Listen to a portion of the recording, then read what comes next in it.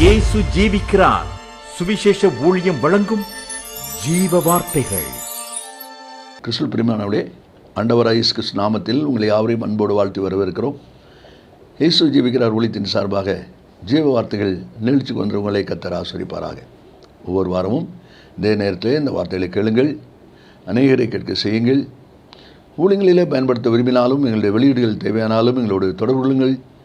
நாம் ஒருமித்து அவர் நாமத்தை உயர்த்துவோமாக. இந்த நாளிலும் தேவன் நமக்கு தருகிற வார்த்தையை நான் வாசிக்கிறேன், ஜெபத்துடன் கேளுங்கள்.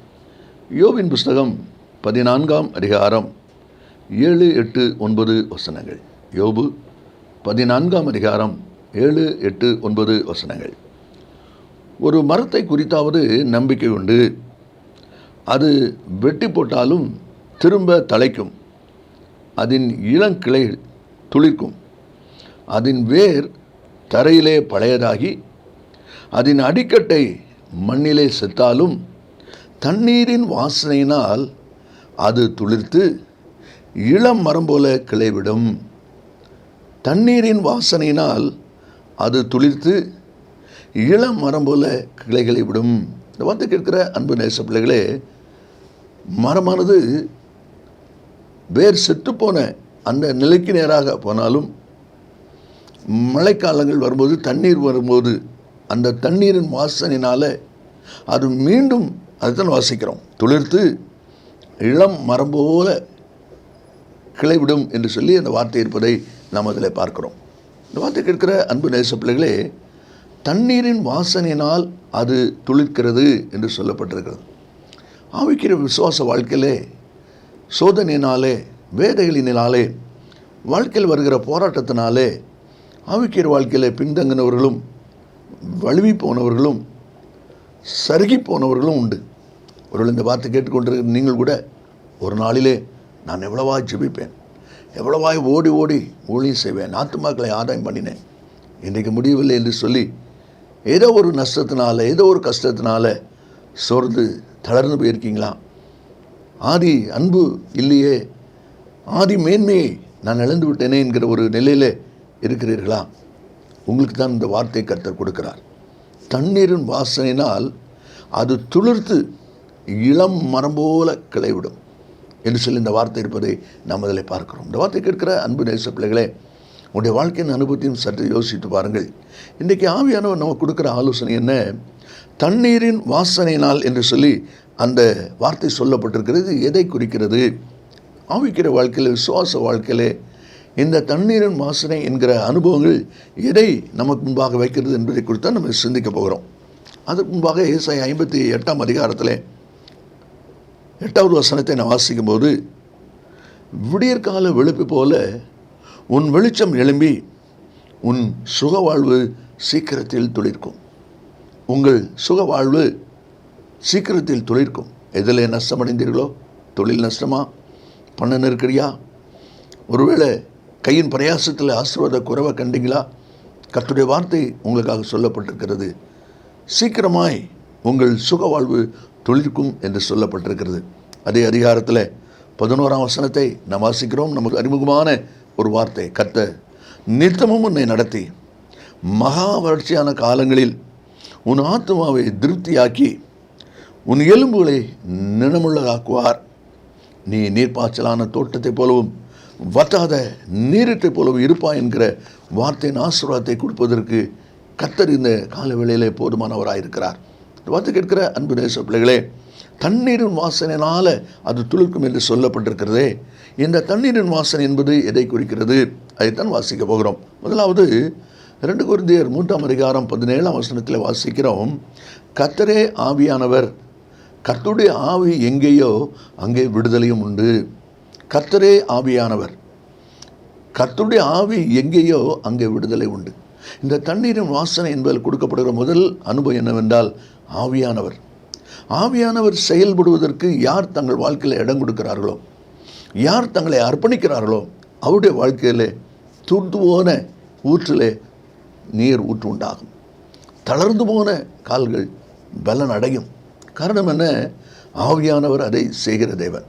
அதை தான் தேவனுடைய வார்த்தையில் நம்ம வாசிக்கிறோம். கர்த்தருடைய ஆவியானவர் எங்கே உண்டோ அங்கே விடுதலை உண்டு என்று சொல்லி நாம் அதில் பார்க்கிறோம். அப்போஸ்தலர் 1 அதிகாரம் 8வது வசனத்தை நான் வாசிக்கும் போது, பரிசுத்த ஆவி உங்களிடத்தில் வரும்பொழுது நீங்கள் பலனடைந்து சாட்சியாய்ப்பீர்கள். எப்பொழுது பரிசுத்த ஆவியான உங்களிடத்திலே வரும்பொழுது, அதை தான் தேவனுடைய வார்த்தையில் நாம் வாசிக்கிறோம். இன்றைக்கும் ஆவியானவர் செயலாற்றுவதற்கு நீங்கள் இடம் கொடுப்பீர்களானால், ஆவியானுடைய கிரியை செய்வதற்கு நீங்கள் இடம் கொடுப்பீர்களானால், நிச்சயமாய் உங்களுடைய வாழ்க்கையிலே துளிர்க்கிற அனுபவத்தை நீங்கள் பார்ப்பீர்கள், பெருகுகிற அனுபவத்தை நீங்கள் பார்ப்பீர்கள். அதை தான் தேவனுடைய வார்த்தையில் நாம் வாசிக்கிறோம். நியாயாதிபதிகள் 14ஆம் அதிகாரம் 6வது வசனத்தை நாம் வாசிக்கும் போது, சிம்சனுடைய வாழ்க்கையில் நடந்த ஒரு சம்பவத்தை குறித்து தேவனுடைய வார்த்தை விதமாய் சொல்லப்பட்டிருக்கிறது. ஒரு திராட்சை தோட்டத்தின் வழியாக அவன் வரும்பொழுது திடீரென எதிரே ஒரு பாலசிங்கம் வந்துவிட்டது. என்ன நடக்கிறது? 6ஆம் வசனத்தில் வாசிக்கிறோம், கர்த்தருடைய ஆவி அவன் மேல் பலமாய் இறங்கினதினால், பாருங்கள், கர்த்தருடைய ஆவி அவன் மேல் பலமாய் இறங்கினதினால் அவன் தன் கையில் ஒன்றும் இல்லாதிருந்தும், எந்த ஒரு ஆயுதம் இல்லை, ஒன்றும் இல்லாதிருந்தும் அந்த சிங்கத்தை ஒரு ஆட்டுக்குட்டியை கிழித்து போடுறது போல கிழித்து போட்டான். ஒரு ஆட்டுக்குட்டியை கிழித்து போடுற, ஆட்டுக்குட்டி கிழிக்கிறதுன்னா லேசான காரியம் இல்லை. அவளை ஈஸியாக சிங்கத்தை கிழித்து போட்டான். எப்படி முடிஞ்சது? கர்த்தருடைய ஆவியானவர் இறங்கின பொழுது. பார்த்தீங்களா? ஆவியானவர் கிரியை செய்வதற்கு நீங்கள் இடம் கொடுக்கிறீர்கள் என்று சொன்னால் தண்ணீரின் வாசனை வருகிறது என்று சொல்லி அர்த்தம். நீங்கள் துளிர்ப்பீர்கள், நீங்கள் உயிர்ப்பிக்கப்படுவீர்கள் என்பது அர்த்தம். ஏசாயா 41ஆம் அதிகாரம் 1ஆம் வசனத்தில் வாசிக்கிறோம், ஜனங்கள் தங்கள் பலனை புதிதாக்கி கொண்டு சமீபத்து வந்து பின்பு பேச கடவர்கள். உங்கள் பலன் புதுப்பிக்கப்படுவது, உயிர்ப்பிக்கப்படுவது எங்கே? எப்படி? ஆவியானவர் செயலாற்ற இடம் கொடுக்கும் பொழுது. 2வது நாம் வாசிக்கிறோம், பேதுரு தன்னுடைய நிருபத்தில் எழுதும்போது அவர் எழுதுகிறார். 1 பேதுரு 2வது அதிகாரம் 3வது வசனத்தை நாம் வாசிக்கும் போது, நீங்கள் வளரும்படி புதிதாய் பிறந்த குழந்தைகளைப் போல திருவசனமாகிய களங்கமில்லாத ஞானப்பாலின் மேல் வாஞ்சியாக இருங்கள். தண்ணீரின் வாசனையால் துளிர்க்கிறது. 2வது அந்த தண்ணீரின் வாசனை என்பது எதை குறிக்கிறது என்று சொன்னால் தேவனுடைய வார்த்தை. நீங்கள் வளரும்படி புதிதாய் பிறந்த குழந்தைகளைப் போல திருவசனமாகிய களங்கமில்லாத ஞானப்பாலின் மேல் வாஞ்சியாயிருங்கள். யார் ஒருவர் ஆண்டோடைய வசனத்துக்கு, ஆண்டோடைய வார்த்தைக்கு, வசனம் தனக்குள்ளே செயலாற்றுவதற்கு இடம் கொடுக்கிறாரோ அவருடைய வாழ்க்கையிலே துளிர்ப்பும் உயிர்ப்பித்தல் உண்டாகும். அதை தான் தேவனுடைய வார்த்தையில் நம்ம வாசிக்கிறோம். ஒருவேளை எந்த சோர்ந்து தளர்ந்து போன நிலைமை ஆனாலும் அந்த வார்த்தையின் பலன், வார்த்தையின் வல்லமை இறங்கும் பொழுது நீங்கள் பலன் அடைவீர்கள், நீங்கள் உயிர்ப்பிக்கப்படுவீர்கள். 107ஆம் சங்கீதத்தில் 20ஆம் வசனத்தில் நாம் வாசிக்கிறோம், அவர் தமது வசனத்தை அனுப்பி அவர்களை குணமாக்கி அழிவுக்கு தப்பு வைக்கிறார். பார்த்தீங்களா? அவர் தமது வசனத்தை அனுப்பி அவர்களை குணமாக்கி, அந்த வசனம் குணமாக்குகிறது, அழிவுக்கு தப்பு வைக்கிறது. அதே காரியத்தை உங்கள் வாழ்க்கையில் செய்வதற்கு ஆண்டவர் போதுமானவராக இருக்கிறார். நீங்கள் என்ன செய்ய வேண்டும்? வாசனை வீசுகிற அந்த வசனத்துக்கு இடம் கொடுக்கணும். அந்த வசனத்துக்கு நீங்கள் இடம் கொடுக்கும்போது காரியங்கள் ஜெயமாக இருக்கும். 37ஆம் சங்கீதத்தில் 31வது வசனத்தை நான் வாசிக்கும் போது, தேவன் அருளிய வேதம் அவன் இருதயத்தில் இருக்கிறது, அவன் நடைகளில் ஒன்றும் பிசகுவதில்லை. பிசகுவதில்லை, நட பிசகாது. எப்பொழுது? தேவன் அருளிய வேதம் அவன் இருதயத்தில் இருக்கிறது. அந்த வார்த்தை உள்ளத்தில் இருக்கிறதுனால, அந்த வார்த்தையில் ஜீவன் இருக்கிறதுனால நடை பிசகாதபடி செயல்படுவதற்கு அது உதவி செய்கிறது. வசனத்தின் வாசனை எங்கே இருக்கிறதோ அங்கே வளர்ச்சி, அங்கே மேன்மை. அதை தான் தேவனுடைய வார்த்தையில் வாசிக்கிறோம். அதனால தான் சங்கீதத்தில் 119:11 வாசிக்கும் போது, உமக்கு விரோதமாய் நான் பாவம் செய்யாதபடி உம்முடைய வாக்கை என் இருதயத்தில் வைத்து வைத்தேன். உமக்கு விரோதமாய் பாவம் செய்யாதபடி அந்த வசனம் இருக்கிறது, நான் பாவம் செய்யாதபடி அது என்னை பாதுகாக்கிறது. அதே 119:5 உம்முடைய வசனம் என் கால்களுக்கு தீபம், என் பாதைக்கு வெளிச்சம். இந்த வார்த்தைகள் கேட்கிற அன்பு நேச பிள்ளைகளே, தேவனுடைய வார்த்தை என்கிற வாசனை உங்களுடைய வாழ்க்கையில் இருக்குமானால், இடம் கொடுப்பீர்களானால், நீங்கள் துளிர்ப்பது நிச்சயம், நீங்கள் வளருவது நிச்சயம், நீங்கள் பெருகுவதும் நிச்சயம். அதை தான் தேவனுடைய வார்த்தையிலே நாம் வாசிக்கிறோம். இனி 3வது ஒரு அனுபவம் நாம் பார்க்கும்போது, எசேக்கியேல் தீர்க்கதரிசி புத்தகத்திலே 36வது அதிகாரம் 37வது வசனத்தை நாம் வாசிக்கும் போது அங்கே விதமாய் வாசிக்கிறோம். கர்த்தராகிய ஆண்டவர் சொல்கிறது என்னவென்றால், இஸ்ரவேல் வம்சத்தாருக்காக நான் இதை அனுக்கிரகம் செய்யும்படி அவர்கள் என்னிடத்தில் விண்ணப்பம் பண்ண வேண்டும். அவர்கள் என்னிடத்தில் விண்ணப்பம் பண்ண வேண்டும், ஜெபிக்க வேண்டும். அப்படி ஜெபிக்கிற பொழுது மந்தை பெருகிறது போல் அவர்களில் மனிதரை பெருக பண்ணுவேன். அல்லேலூயா. என்ன அருமையான வார்த்தை பாருங்க. மந்தை பெருகிறது போல் அவர்களிடத்தில் நான் பெருக பண்ணுவேன். எப்போது? அவர்கள் என்னிடத்தில் விண்ணப்பம் பண்ண வேண்டும், அவர்களிடத்தில் ஜெபிக்க வேண்டும். முந்தின வசனம் 36வது வசனத்தை நீங்கள் வாசிப்பீங்கன்னா, கர்த்தராகிய நான் நிர்மூலமானவைகளை கட்டுகிறேன் என்றும் பாழானதை பயிர் நிலம் ஆக்குகிறேன் என்றும், அப்பொழுது உங்களை சுற்றிலும் உள்ள மீதியான ஜாதிகள் அறிந்து கொள்வார்கள். கர்த்தராகிய நான் இதை சொன்னேன், இதை நான் செய்வேன். எவ்வளோ ஆணித்தரமாக அந்த வார்த்தை சொல்லப்படுது பாருங்க. நிர்மூலமானவைகளை கட்டுகிறேன் மட்டுமல்ல, பாழானதை பயிர் நிலமாக்குகிறேன். கர்த்தராகிய நான் இதை சொன்னேன், இதை செய்வேன் என்று சொல்லி ஆண்டவர் உறுதி சொல்வதை பார்க்கிறோம். அப்படியானால் மூன்றாவது, அந்த தண்ணீரின் வாசனை என்பது ஜெப வாழ்க்கை, ஜெப நிறைந்த வாழ்க்கை, விண்ணப்பம் நிறைந்த வாழ்க்கை. உங்களுடைய தேவைகளை எதிர்பார்ப்புகளை மனுஷத்தில் கொண்டு போகிறத நம்ம குறைப்போம், கர்த்தத்தில் கொண்டு வருவோம். உங்களுக்கு கடினமாக இருக்க காரியத்தை என்கிட்ட கொண்டு வந்து சொல்லியிருக்கிறாரே. ஆண்டவர் எத்தனை அற்புதமாய் நம்முடைய காரியங்களை நிறைவேற்றுவதற்கு அவர் போதுமானவராக இருக்கிறார். அதே தான் தேவனுடைய வார்த்தையில் நாம் வாசிக்கிறோம். அப்போஸ்தலர் 9ஆம் அதிகாரம் 11ஆம் வசனத்தில் சவுலை குறித்து சந்திக்கப்பட்ட உடனே அனனியாட்ட போய் பேசும்போது கர்த்தர் பேசுகிறாரு. அவன் இப்பொழுது ஜெபம் பண்ணுகிறான், அவன் இப்பொழுது ஜெபம் பண்ணுகிறான். உங்களை குறித்து என்னை குறித்து கர்த்தர் பேசும்போது அவன் இப்பொழுது ஜெபம் பண்ணுகிறான் என்று சொல்லக்கூடிய ஒரு வார்த்தை இருக்குமானால் அது எத்தனை சந்தோஷம், அது எத்தனை ஆசீர்வாதம். யாக்கோபு 5ஆம் அதிகாரம் 15ஆம் வசனத்தில் நான் வாசிக்கிறோமே, சுவாசமுள்ள ஜெபம் புண்ணியாளியை ரட்சிக்கும். கர்த்தர் அவனை எழுப்புவார்.